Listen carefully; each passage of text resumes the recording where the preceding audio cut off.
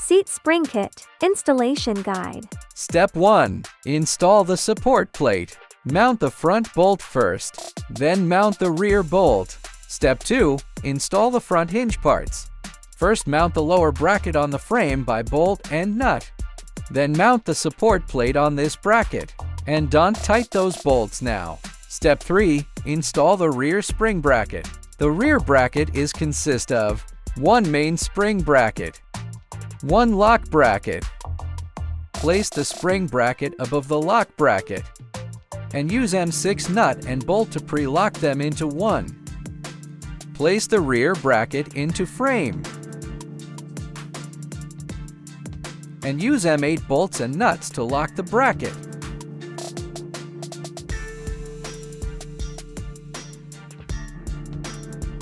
The spring angle can be adjusted by loosening the bottom nut and lock the nut after the adjustment. Then insert the studs into the spring. Use cotter pins to lock the studs.